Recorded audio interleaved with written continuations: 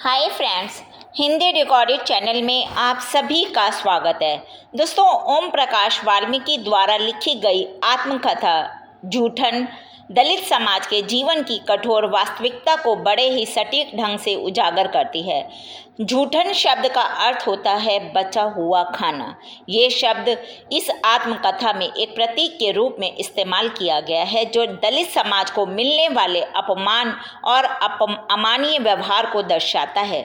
दोस्तों, लेखक को बचपन से ही अपने परिवार के साथ जूठन इकट्ठा करने के लिए जाना पड़ता है, जो उनके लिए न केवल शारीरिक रूप से थकाऊ था बल्कि मानसिक रूप से भी पीड़ादायक था। तो दोस्तों, आज के अध्याय में हम ओम प्रकाश वाल्मीकि की जूठन आत्मकथा के सारांश के विषय में चर्चा करेंगे। तो चलिए दोस्तों, शुरू करते हैं अपना आज का अध्याय। दोस्तों, ओम प्रकाश वाल्मीकि जी हिंदी में दलित साहित्य एवं आंदोलन से जुड़े प्रमुख रचनाकार हैं और उनके साहित्य में महज आक्रोश प्रतिक्रिया से परे समता, न्याय और मानवीयता पर टिकी एक पूर्णतः सामाजिक चेतना और संस्कृति बोध की आहट देखने को मिलती है। ओम प्रकाश वाल्मीकि द्वारा रचित आत्मकथा जूठन ने लोगों का ध्यान अपनी ओर आकर्षित किया है। यह आत्मकथा अपनी संवेदना और मार्मिकता के कारण पाठकों के मन पर गहरा प्रभाव छोड़ती है। दोस्तों, ये जो जूठन आत्मकथा है, ये दलित जीवन की मर्मांतक पीड़ा का दस्तावेज है। जीवन की सुख सुविधा एवं तमाम नागरिक सहूलियतों से वंचित दलित जीवन की त्रासदी उनके व्यक्तिगत वजूद से लेकर घर परिवार, बस्ती एवं पूरी सामाजिक व्यवस्था तक फैली हुई है। दलितों को किस प्रकार से हर तरह से पीड़ित किया जाता है, यह इस आत्मकथा के द्वारा लेखक ने बताया है। जो उनके घर होते हैं, जिस बस्ती में वो लोग रहते हैं, वहाँ चारों तरफ गंदगी भरी होती है। वहाँ क्योंकि उनके लिए कोई शौचालय आदि का भी प्रबंध नहीं होता। जो महिलाएं हैं, चाहे वो किसी भी उम्र की हैं, वो भी आसपास यहीं वहीं जाती हैं और इस कारण वहाँ आसपास इतनी दुर्गंध होती है कि एक इंसान का वहाँ से गुजरना ही कठिन हो जाता है। वहाँ लोगों का सांस घुटता है और उन्हीं गलियों में घूमते सुअर, नंग धड़ंग बच्चे, रोजमर्रा के झगड़े, बस ऐसा वातावरण होता है वहाँ का, जहाँ लेखक का बचपन बीता। आत्मकथा में लेखक ने गांव का पूरा खाका प्रस्तुत करने के बाद अपनी जाति, जिसे चूहड़ या भंगी भी कहते हैं, के प्रति ऊंची जाति के दुर्व्यवहार की चर्चा की है। अस्पृश्यता यानी कि छुआछूत का ऐसा माहौल कि कुत्ते, बिल्ली, गाय, भैंस को छूना बुरा नहीं था, लेकिन यदि चमार से कोई छू जाए तो उसे पाप समझा जाता था। दोस्तों, जब लेखक ने ये आत्मकथा लिखी, उस समय देश को आज़ादी मिले 8 साल हो गए थे और हर जगह गांधी जी के अछूतों के उद्धार की प्रतिध्वनि सुनाई पड़ती थी। कानूनी तौर पर सरकारी स्कूलों के जो द्वार थे वो इनके लिए खुल गए थे, लेकिन जन सामान्य की जो मानसिकता थी वो अभी भी बनी हुई थी कि इनसे दूर ही रहना है और इसलिए स्कूल में प्रवेश पाने की कठिनाई के कारण लेखक को पढ़ने लिखने के लिए उसके पिता ने उसे एक ईसाई व्यक्ति सेवाराम मसीही की शरण में भेजा, जो उन्हीं की बस्ती में आकर दलित बच्चों को पढ़ाने का कार्य करा करते थे। लेकिन एक बार उनके साथ लेखक के पिताजी की कुछ कहासुनी हो जाती है और लेखक को वहाँ से भी पढ़ाई छोड़नी पड़ती है।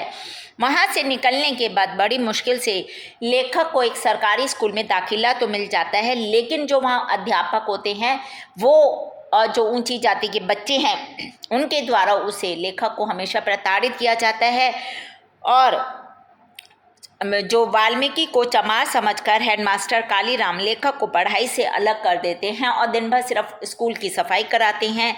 लेकिन लेखक के मन में एक गहरी तसल्ली रहती है कि शायद कल से कक्षा में बैठ जाऊंगा, और उनके पिताजी भी उनका बड़ा ही प्रोत्साहन करते हैं, जिसके कारण लेखक सारी यातनाओं को झेलते हैं और पढ़ाई करते हैं। अपने स्कूल की बात बताते हुए वे कहते हैं कि दलित विद्यार्थियों का जो पानी था उसकी पर्याप्त मात्रा के बाद भी प्यास बुझाना मुश्किल था, और जब परीक्षा के दिनों में उन्हें प्यास लगती थी तो गिलास में पानी नहीं मिलता था उन्हें, बल्कि ओक के सहारे चपरासी पानी पिलाता था और इतनी दूरी से पानी पिलाता था कि जैसे वो भिड़ जाएंगे तो पता नहीं क्या हो जाएगा। तो मतलब सवर्ण अध्यापक उन्हें बात ही बात में मारते थे और कहते थे कि चमारों के लड़के पढ़ने के लिए नहीं हुए हैं, इनका जन्म तो और काम के लिए हुआ है।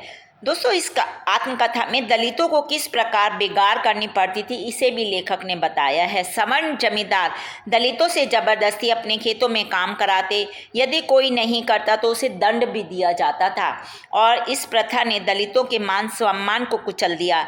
ऐसा ही प्रसंग लेखक के जीवन में भी आता है। दोस्तों, जब लेखक 10वीं कक्षा में होता है और अपनी परीक्षा की तैयारी कर रहे होते हैं और उनकी 2 परीक्षा हो जाती है, तीसरी परीक्षा की तैयारी के समय सवर्ण जमींदार उसके पास जबरदस्ती आते हैं और उससे बेगार करने को कहते हैं और डरा धमका कर उस लेखक को काम पर लगा देते हैं। गालियां भी मिलती हैं। लेखक कहता है कि उस समय मेरा मस्तिष्क दहक रहा था, मेरे भीतर आग भर गई थी, जिसकी तपिश में मैं अनेक बार झुलसा हूँ।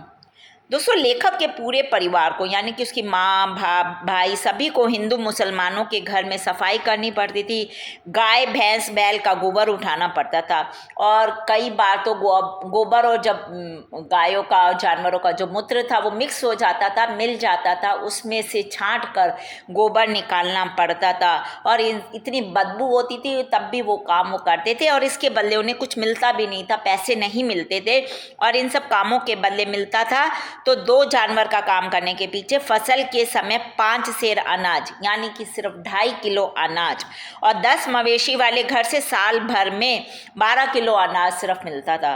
दोपहर को प्रत्येक घर में एक बची खुची रोटी, जो कि विशेष रूप से वो लोग दलितों के लिए बनाते थे, जिसमें गेहूं के आटे में वो जो होती ना भूसी, वो भी मिलाकर बनाई जाती थी और कभी कभी तो उनके टोकरी में जूठन ही डाल दी जाती थी कि बचा हुआ खाना ही उनको दे दिया जाता था।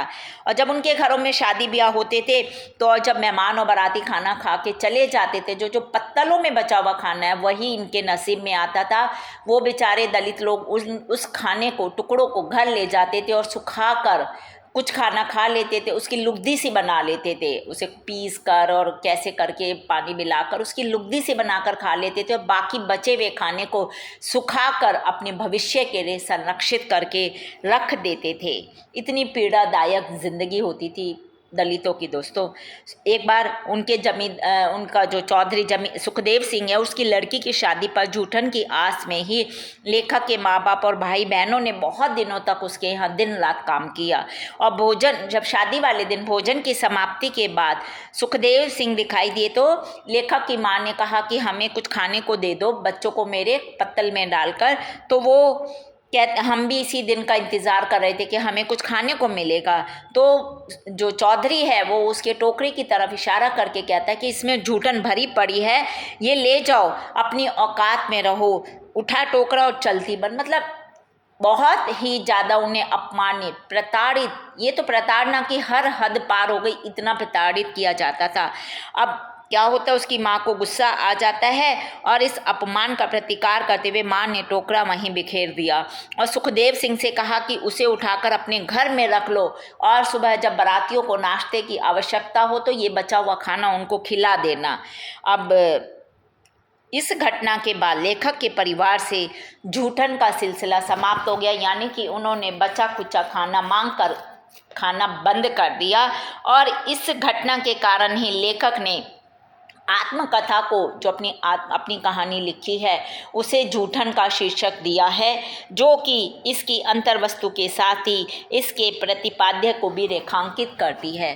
तो दोस्तों, हमने देखा कि ओम प्रकाश वाल्मीकि की जो ये जूठन आत्मकथा है, ये किस तरह से दलितों के दुखों की पीड़ा का एक दस्तावेज है। इसमें दलितों का जीवन किस तरह से था, लेखक ने यही बताया है। और लेखक ने क्योंकि इसे बिल्कुल करीब से देखा था, खुद भुगता था, तो वो बिल्कुल मतलब उनका, जब हम ये आत्मकथा पढ़ते हैं तो हमारी आंखों से आंसू बहे बिना नहीं रह सकते। इतनी गहराई है इस आत्मकथा में, इतनी वेदना, इतनी पीड़ा और इतना दर्द छुपा हुआ है लेखक की इस आत्मकथा में। तो दोस्तों, ये हमने आज के अध्याय में ओम प्रकाश वाल्मीकि की जूठन आत्मकथा का सारांश के विषय में जाना। हिंदी भाषा के और भी प्रमुख विषयों पर हम आगे के अध्यायों में समय समय पर इसी प्रकार चर्चा करते रहेंगे। पर दोस्तों, उसको सुनने के लिए आपको मेरे इस चैनल को लाइक और सब्सक्राइब करना होगा। साथ ही दोस्तों, हिंदी भाषा से संबंधित कोई भी प्रश्न आप कमेंट बॉक्स में मुझसे पूछ सकते हैं, मैं शीघ्र ही उसका उत्तर देने की कोशिश करूँगी। धन्यवाद दोस्तों, आपका दिन शुभ हो।